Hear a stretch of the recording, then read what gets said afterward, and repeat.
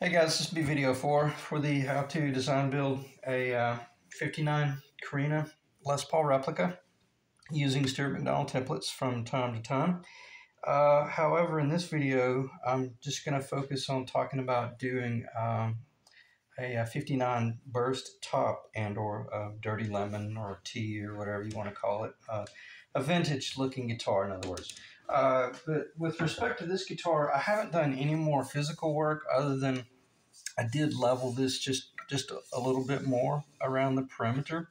Not much, but just enough to kind of take it right to the threshold. I like doing that because I want to see exactly, when I'm doing my binding, see how that has a little bit of a gap right there.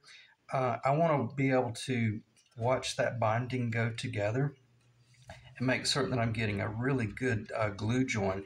And be careful in this waist right here, because I've noticed that it has a tendency to try to open up.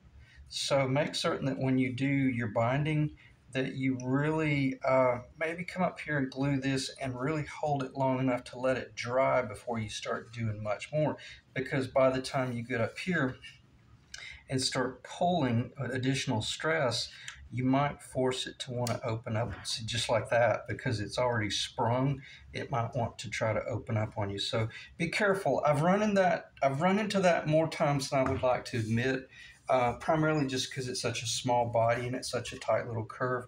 But the reason I am doing this video is because, and the reason I haven't done the binding yet is because I pulled out the piece of binding that I had and I completely blanked and forgotten that I had cut off about 6 to 8 inches of its length for a different project. So my binding was too short. It would have only come up to about right here. So I had to order some additional binding. So as I'm waiting on that to come in, I thought, well, I'll take advantage of the downtime and strip this little guitar down and get the tops finished on this guitar. And I had mentioned several times that I like working in component form, especially when I'm doing a top. And I've never done an actual 59 sunburst where you're working with the red and I think maybe it's brown, just like a traditional jazz guitar. It might be like a dark brown on the perimeter that's really, really thin. But I don't like that. I don't like a sunburst guitar. Whether even the Strat, I get them. They're kind of cool in their own right, but I don't like the real dark perimeter on a guitar. I like it to be like this, just very, just very clear. To me, it reminds me of like a jazz guitar, where it's not, well, I'll say that. It's just, it looks like a clear jazz guitar, okay? Or it looks like an old vintage Les Paul where all the burst faded off. So we'll talk about that guitar a little bit, but probably for the most part, I just want to kind of talk about chemical and moving in the direction of order of operations, as I had brought up working in component form. And what I mean by that is isolate certain areas of a job, and it'll make your job much more manageable. But if you were coming in here getting ready to do all the entire guitar all at once, all the clear coat, all that stuff, it's probably going to get really overwhelming, especially considering the fact that we're going to be working with artificial colors to achieve that vintage 60-year-old look, because I can assure you that's not what the maple looks like right out of the gate. The maple it's pretty if you just clear coat it, but it's a little bit too white. It's just way too stark. And if you've built any guitars at all, this is actual wood from that guitar, so you can see just how white it really is. And if you shot that with a nitrocellulose clear, it's not going to be much warmer or darker than that at all. So it'll be a very stark top. Some people like that, and it is pretty in its own right, but not on a vintage Les Paul, okay? So, or a vintage pick your poison, whatever vintage guitar you like. That's like a jazz guitar, you know, like an old big body jazz guitar, or our acoustics or our classical guitars. I think that for the most part, I speak for most of us when I say, you know, we like the warm honey amber color on the top. So how do you get there? You get there by first off making certain that your top is finished from a standpoint of all your shaping and all of your sanding, and make certain that all of your final sand work that you did was with a 220, and then possibly after the 220, maybe when I say 220, a fairly clean new piece of 220, and then possibly finish out with kind of a worn out 220, or jump up to a 320. This is even before you do your stain work, because my theory is as soon as I put an artificial color on, as soon as I put an artificial color on this wood, I don't want to sand it anymore. I want to seal it and seal it and seal it and seal it, and make certain that I don't run the risk of sanding through any of this beautiful color that I've achieved and creating a blotchy thin spot. That's gotten me in so much trouble when I first started building guitars about 20 something years ago. When I first started building jazz guitars, I think that was 2002, give or take. And also, I came out of the gate using like the vintage honey ambers, and then I put way too much tint in the in everything. Everything was just way too dark, and got me in a lot of trouble. The guitars looked really goofy because they were just way too artificial looking. And you'll see that in a lot of the relic jobs where they just go way overboard. I'm not gonna start talking about that type stuff, because some people, you know, like the Joe Strummer look where it's just beat to hell and back.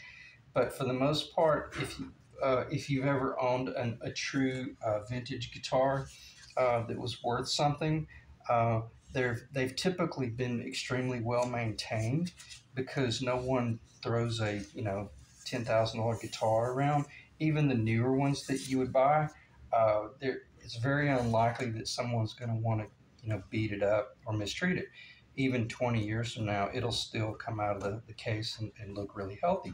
You'll have your typical dings, you know, your typical dings here and there, but all of the finish is not worn off. You know, we're not, I don't know, pick your favorite guitarist that's played for 40 years.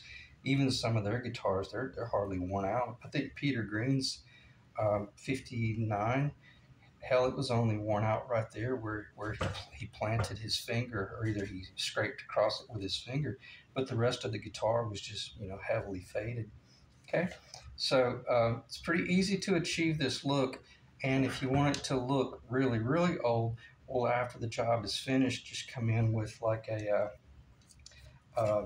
you know, just wet sand it. In other words, wet sand it with like a 800 grit sandpaper, and just leave it matte. And then as you're playing the guitar and you're moving your hand across it, it'll start getting a little bit shiny right there where the oils in your hand will kind of polish the finish. Okay, so let me check the time. 8 minutes. This is going to be a really difficult video for me, because I think this is the fourth time I've done this video. I just got way too long-winded in all three of the first ones, and they weren't 5 minutes long. They were literally like 25 minutes long each. So I almost don't even remember what I've talked about the first 5 minutes of this video. But the reason I brought these scrapers out is when you're doing your scraping work on a small body jazz guitar, these are probably going to be the only two that you might use.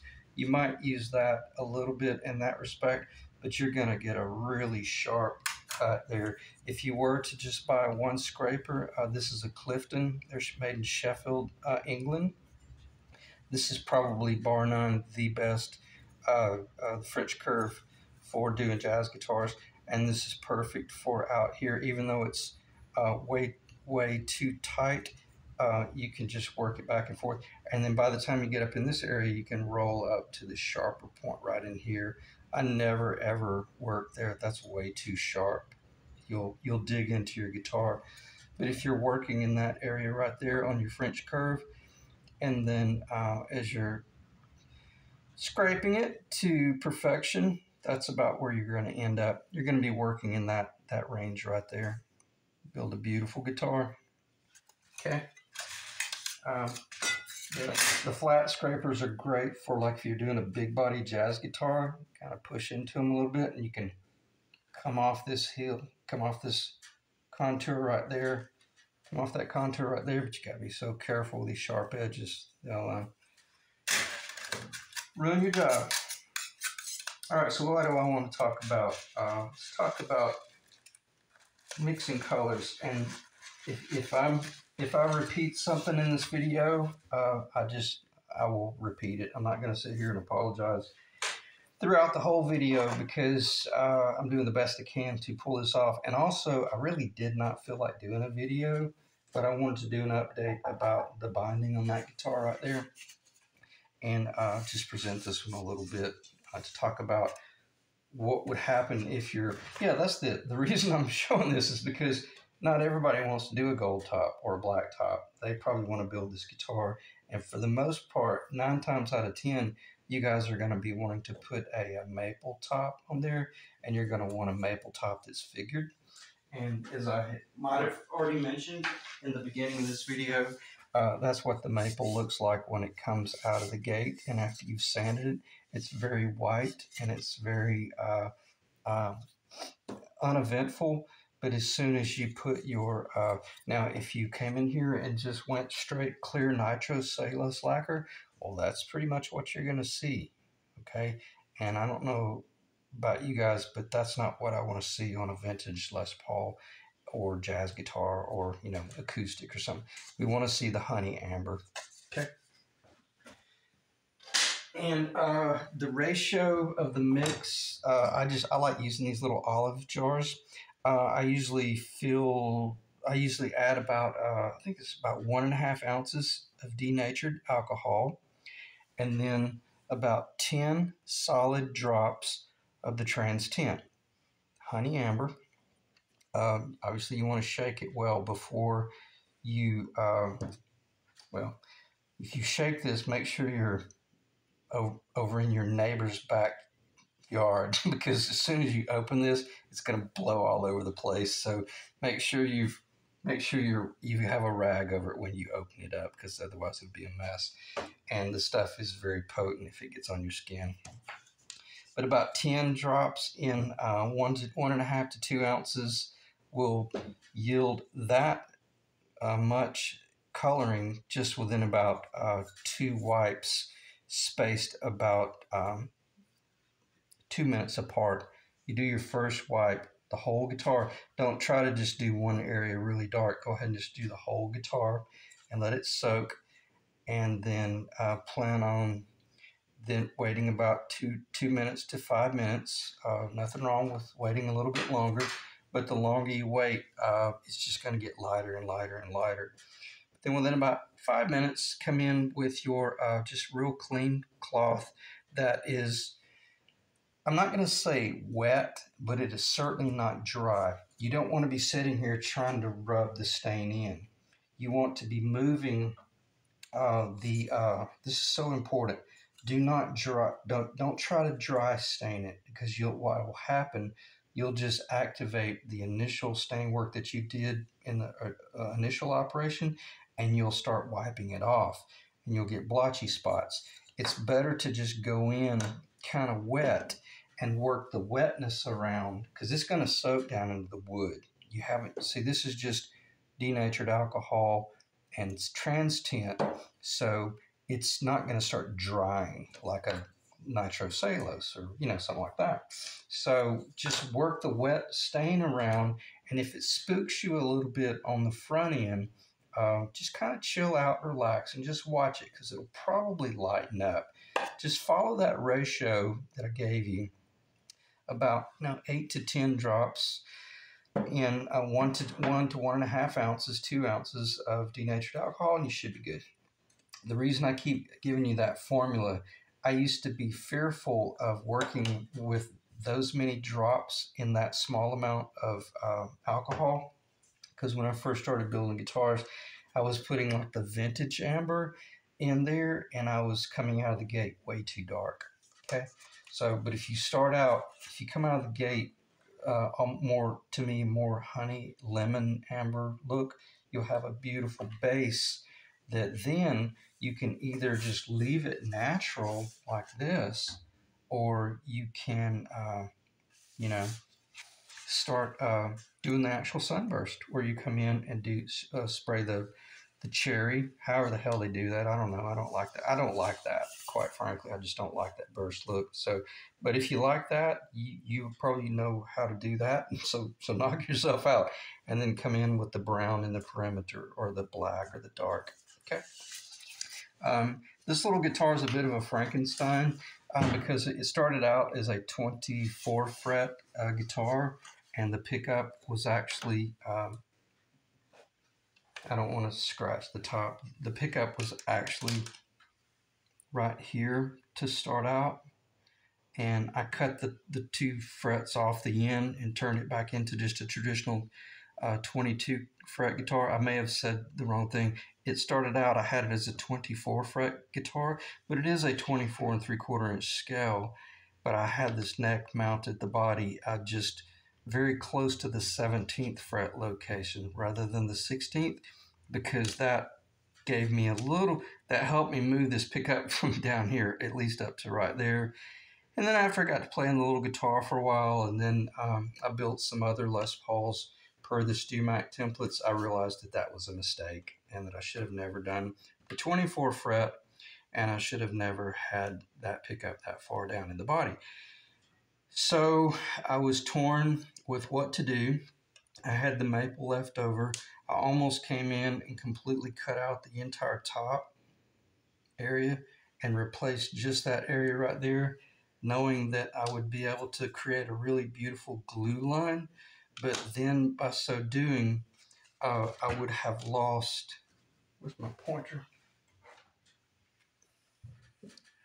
If I had have replaced the entire middle, because see, I had a pickup ring here and a pickup ring here that I could have hid every bit of that repair work, and it would have just appeared as though it had a glue line right there and a glue line right there.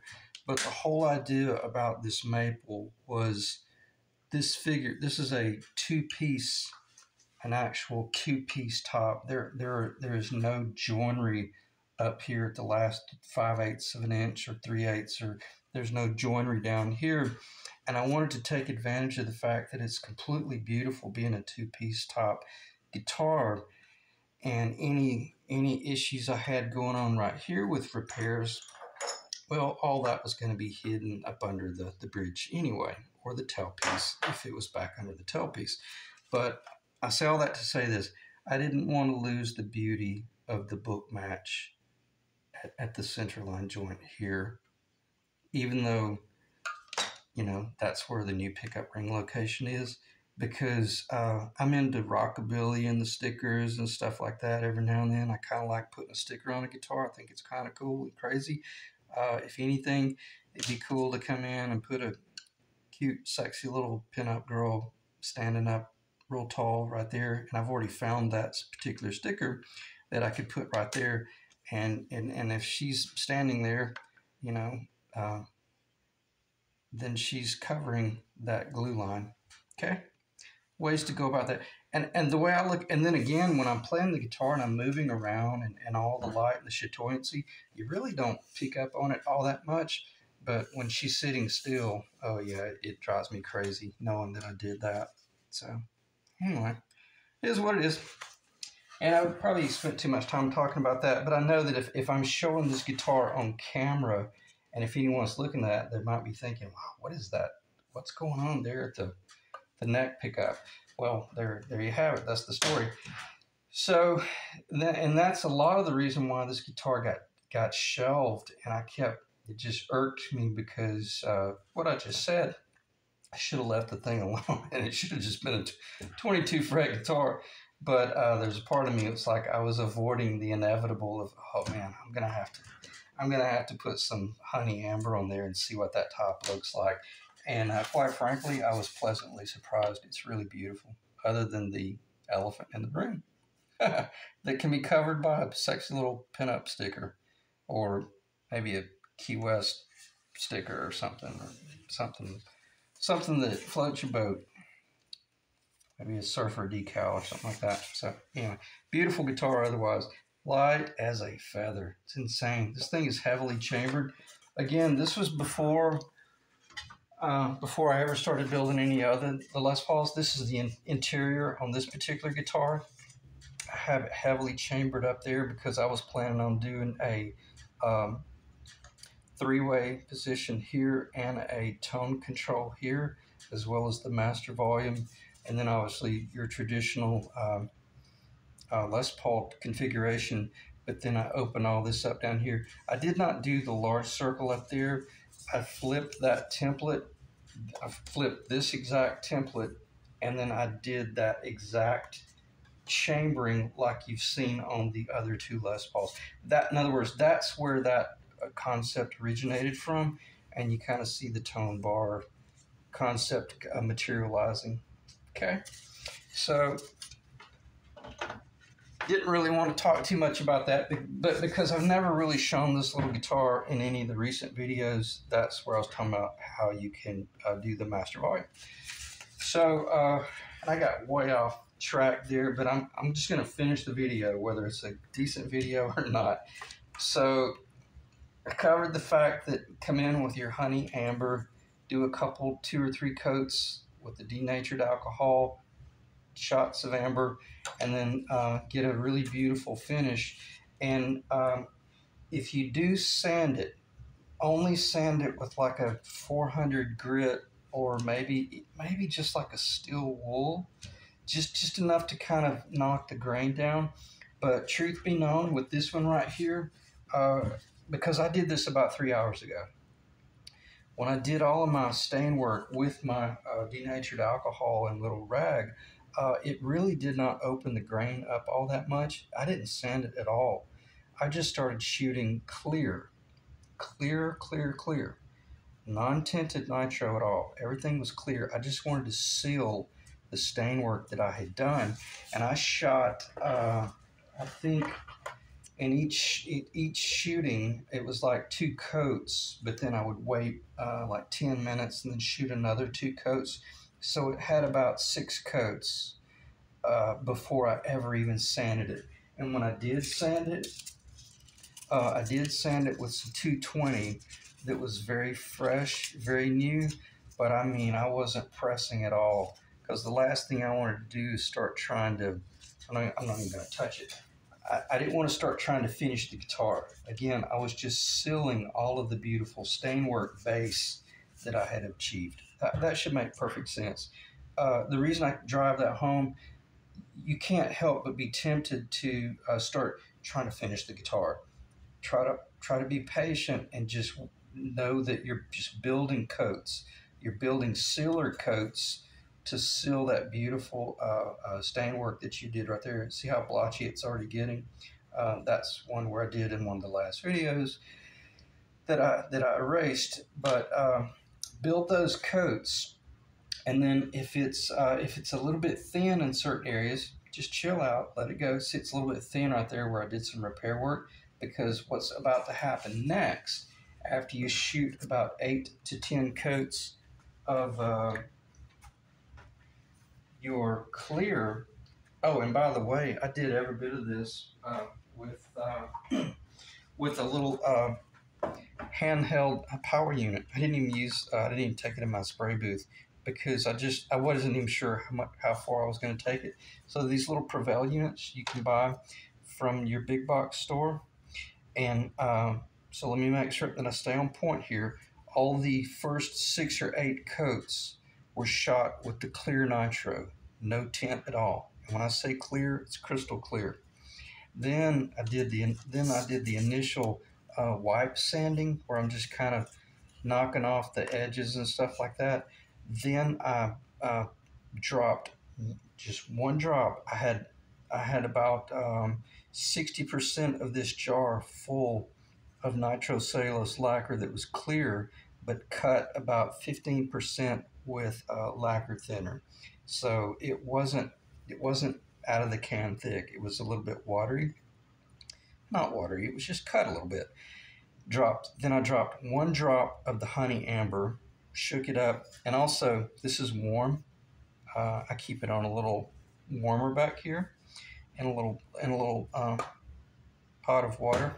Okay, I'm not going to show you how you do that, but just because I don't want you to burn down your house, but just you want to warm this a little bit. Don't put it in a microwave. Okay, that's not what I'm saying.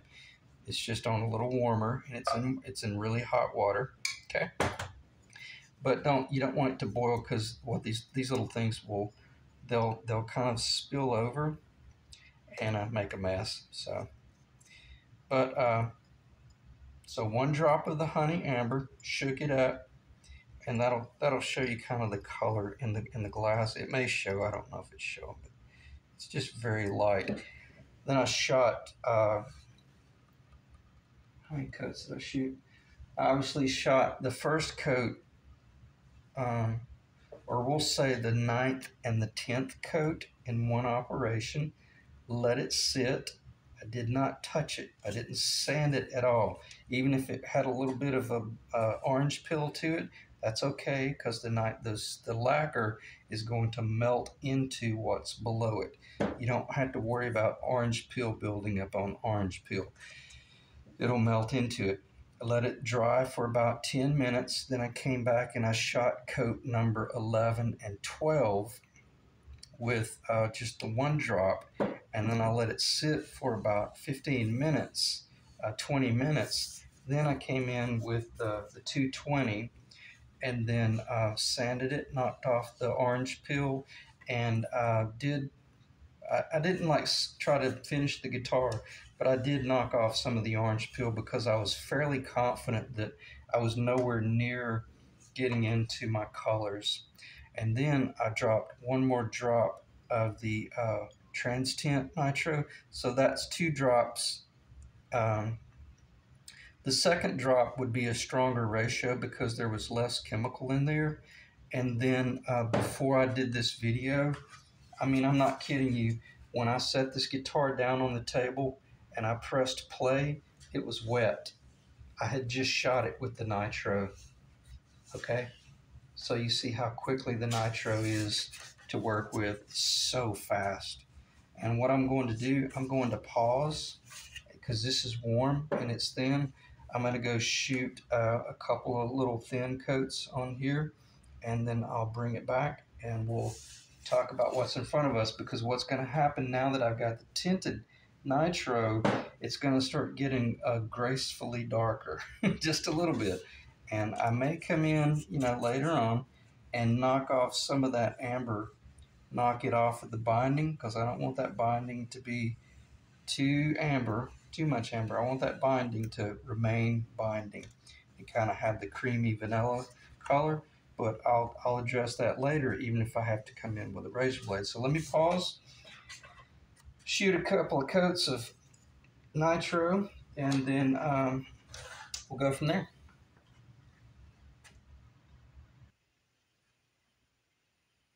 Okay, it took about 5 minutes maybe. Really beautiful. Some nice gloss going, which will disappear fairly quickly. But the nitro really reveals what the guitar will look like when it's wet. When you're working with the guitar, when you're doing all the nitro work, you can truly see what you're dealing with, and you can see about how much I sprayed. Not much, just that was like 2 coats where I shot kind of a dry coat, but then that last coat I really I got a little bit wet. Oh, and I had forgot to mention that when I did go back into the I don't know, like the 8th, by the time I got to the 8th coat, I had cut the nitro cellulose lacquer some more with lacquer thinner so that it was then cut about 30% max. But you can see the viscosity. Uh, it's not watery. It's still oily. I use the word oily. It's still kind of sticky, you know. Uh, but it nonetheless it sprays just heavenly, even in these little discount canisters. Um, let me put this over to the side.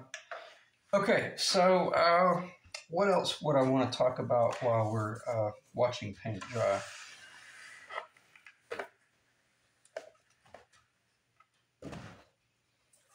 Okay. I think the nickel is going to be best for this guitar. Definitely. I'm going to stay away from that top because I don't want to get my fingerprints in it, especially considering that that's an artificial finish. So let me push it even further away, but not off the table. And we'll talk about the hazards of working with vintage creams and whites and butterscotch and whatever these colors are. Anytime you're working with your kind of the vintage looking items, they're always going to be a different color plastic. And that's a Seymour Duncan. That's a 59 in the bridge, and that's a JB, Jazz Blues for the bridge. I may have said bridge neck. 59 in the neck, which is my favorite pickup. So when it comes to Les Pauls, that's my favorite setup. Your JB, the Jazz Blues in the bridge, and then the 59 in the neck. Love that. That's a great setup. And also I like the fact this is a 4-conductor. If I did want to do some series, split, parallel, and all that jazz, I can. But I usually don't ever do that on this guitar. So, because why? Because I'm not a session guy, like I had mentioned in the last video. But where I need to stay on point here and show you what you're going to run into if you start going with different colors of cream, because everyone seems to have a different idea of what vintage cream is supposed to look like. This is an authentic Gibson pickup ring, and I don't like them. They look more salmon, like the fish in color. I just don't like that. This is a cheap knockoff overseas cream, which actually is a good color. It looks very similar to the Seymour Duncan, but you know. And then you got this one, which looks very much vanilla. It's a more buttery, I should say butter. It's more like a butter cream, but the actual all parts binding that I love to use, and it is truly a stunning binding, just right out of the gate. It's a little bit darker than the Seymour Duncan cap, whatever that's called. I can't ever think what those little things are called. I know it's called a lug, but then neither here nor there. But that'll give you an idea of what you're going to run into when you start sourcing all of your materials to build your vintage looking guitar. And when in doubt, probably be wise to just go with white, unless you just take my suggestions, use the all parts cream binding. That's 5/16 of an inch, 60 thousandths. It's a beautiful color, and it's a very good binding. Just proceed with caution once you come to your other items, because one might be cream, one might be butter, and one might be parchment, like these pickup rings here, which I absolutely just love. I got these from a company online called Philadelphia Luther Supply. I did a search for authentic 1950s, parchment Les Paul pickup rings, and I found these. I think they were like $30, which was a really good deal for what they were. And this one, it was much thicker at the neck, so I did sand it down. I can't remember how much, but you can see how tall the bridge one is, considerably taller, I believe, than the, yeah. See, this is like your Les Paul replacement. The one on the left is more per the vintage specs. They're very tall. And then this is the Gibson replacement, and you can see the one in my left hand from Philadelphia Luthier Supply. I took off probably close to a 1/16 of an inch up front because this guitar is set up at a 3 3/4 inch pitch neck to body join, but the fretboard is over 1/4 of an inch thick. I should know this 32nd. What would that be? 5/32, I believe. I always get confused on that. It's thicker than 1/4 of an inch, but less than. I always have to just look at the ruler. It's less than 5/16 of an inch. That would be 2, 4, 6, 8. It's 9/32 of an inch thick. It's like a cello. It's massive. It's a very, very, very thick fretboard. So this is very much a custom guitar. And when it came to this right here, that was just a little bit, oh, there I am getting close to that top. That's just a little bit thin. And keep in mind, I've already mounted these in this body and they look phenomenal.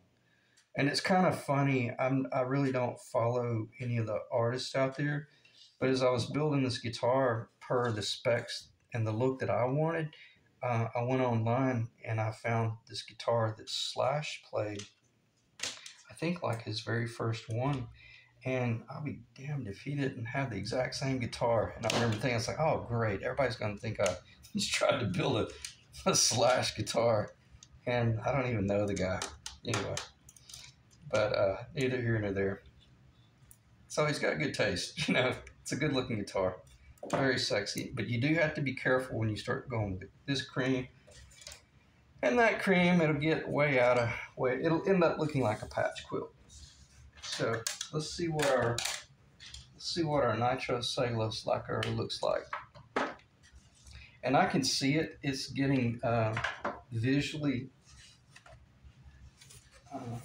darker, and this is a good indication. If you look at the tape, you can see the amber, the honey amber building up around the tape right there, and it's getting darker and darker and darker. So the guitar is taking on a beautiful honey amber look.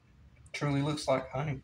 So extremely happy with that, considering the fact that I was able to achieve that close to a finished looking guitar within one night, within just a few hours. And I did 3 different videos that were 30 minutes long. I think that's pretty impressive that if you just flip off the radio and turn off the TV, keep the dog locked out of the basement, you should be able to build a vintage Les Paul within about 3 hours. And you should be able to create some really beautiful results. So let me check the time. 38 minutes. That's not too bad. We're not too far off into left field there. What would you talk about? I'm not going to talk about horror stories, but the horror story that you might want to avoid is don't spray too thick. Don't try to spray it all in one coat. Again, but keeping in mind, as I mentioned, what would that be? That would be 8, 9, 10. That's about close to 12 coats of nitrocellulose lacquer in one night. So now I'm in my basement, which is climate controlled, and I wear a long sleeve shirt in the dead of summer because it's freezing. You know what, cold in here. I keep it ice cold. So I've got a very dry climate, low humidity, if not it's almost zero humidity, and so it dries really fast. So, but otherwise, if it's raining outside, don't spray any nitrocellulose because you'll end up getting a mean blush. You'll get the blush really bad. Just read about that. That's a excuse me. That's a nightmare when you get blushing, and usually you get blushing from the standpoint of you've tried to spray too many coats, too close together, and way too thick. But if you've got the nitrocellulose lacquer cut fairly thin within reason, you can spray a lot of coats in one night. Now, I don't want to spray any more though, because it would be kind of pushing the limit of getting a little bit too thick. But there is a possibility I might take that honey amber that is left and cut it about 20% more, so much so that it's really, really watery, and then spray a fairly wet coat over the whole thing. And what that will do, that'll just really settle in. But you have to be careful doing that, because if you were to do that and you stood it up, this is a horror story. And if it started running, oh man, it'll be a racing stripe that you'll almost never get rid of. So just be real careful. If anything, and when I'm spraying a guitar like this, I'm usually spraying it on that angle right there, and I'm keeping, whether I'm shooting it with my gun. I'm not Robert Benedetto. I watched him spray a guitar on the video series. Man, he's spraying them like this right here, and there's no way in hell I could do that. That thing would be running crazy. But if you hold it kind of, you know, see, I got it like a bowling ball. I can really work this thing. And if I got a little bit heavy, well, then I just flatten it out and let gravity take control. And then I'll spin it around, you know, kind of spray in these areas right here. And again, this is just all cowboy guitar building. There's nothing, you know, you wouldn't want to set up shop and build, 10 a week doing that. You'd lose your, what. But if you're just building one guitar for yourself or for your kid, pretty easy to do. Okay.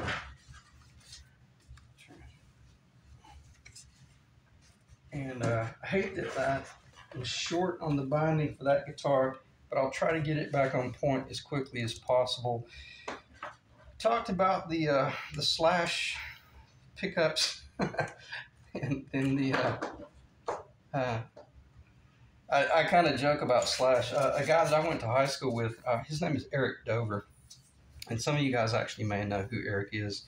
Eric was became best friends with my best friend from high school. He was a couple of years older than I was, but Eric was a phenomenal guitar player even when we were kids. And we would kind of get together, and I wouldn't jam with him, but he would be jamming with some of my friends, et cetera, et cetera. He went on to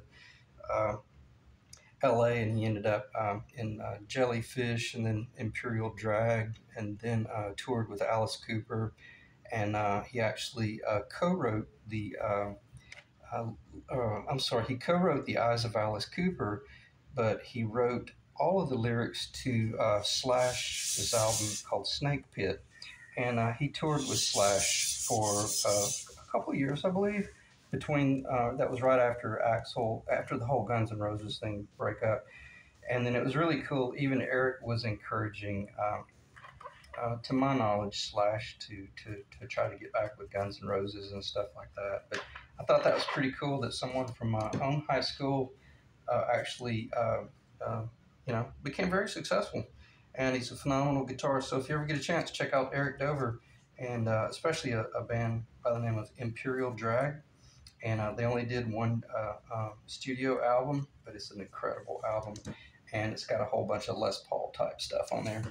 And that's why I joked about the whole Slash thing, because I'm surprised that I didn't know that Slash had the zebra pickups in his guitar. And it was basically a dirty lemon burst guitar as well. So anyway, I appreciate you guys checking in. I'll check the time, but 44 minutes is probably long enough. Build your guitar, take your time. You don't have to spend a whole lot of money on your spray units. These are the little canister is $5, but you can get the canister with the jar for like $7. You got to have at least one jar. Usually what I'll do is I'll buy 2 or 3 of these with the jar and just keep them in the shop. And then I'll buy 2 or 3 of these little canisters each time I go to the local big box. I just kind of have them on hand. That way if I want to do a little bit of, see if I want to do a little bit of black. See, that's nitrocellulose lacquer with black tint in the bottom, which is sitting on the bottom. Make sure this is in there. Put this in my little heating station over there, warm it up, drop the little canister in, and I'm ready to spray some black, like headstock face. And I'm not having to set up the spray booth or any of that crap or fool with that. I just do a little bit of spraying and do it all by hand, and it looks great. It looks really, really good. So again, you wouldn't want to do mass production with stuff like that, but it's great if you're just doing a one-time project or maybe a two-time project or something like that. So again, I appreciate you guys dropping in. I'm looking at the table for things to talk about, and there's really just nothing to talk about other than I did mention the nickel. This one will be getting all the nickel hardware again, and I will be relicking this and aging it. So much so that it will look like this right here. It'll look very much. I'm so tempted to to get too close to that top, but man, I mean, it looks like a 59. It's really beautiful, and so it'll come together. I'll just put that over there. And you can relic that stuff with muriatic acid, and it's very fast. So take your time. Check out some videos on that. But you can relic your nickel hardware relics much better than a chrome. Gold relics fairly well, but I don't know if I've done any gold in a long time. I just love the nickel because it's so fast and it looks so authentic as well. So especially once you have your nickel. Now I did not do these. I bought these this way. These are the Gato, and I think these are like $58. It's a smoking deal, considering they had already done all the relic work. So I didn't want to risk, I just didn't want to fool with that. So 60, 70 bucks, you got your beautiful vintage. You can see the guitar in the background where I'm going with this. Doesn't take long to come up with a vintage 50s burst and or dirty lemon burst or whatever you want to call her. And it's a lot of fun. It's very rewarding. I get more enjoyment out of building these little guitars than I ever got out of building the big body jazz guitars, because I was always so high strung when I was building one of those. It was such a stressful thing. But these are really fun and very rewarding to build. And again, I'll stop talking and I'll see you guys in the next video. Thanks for dropping in.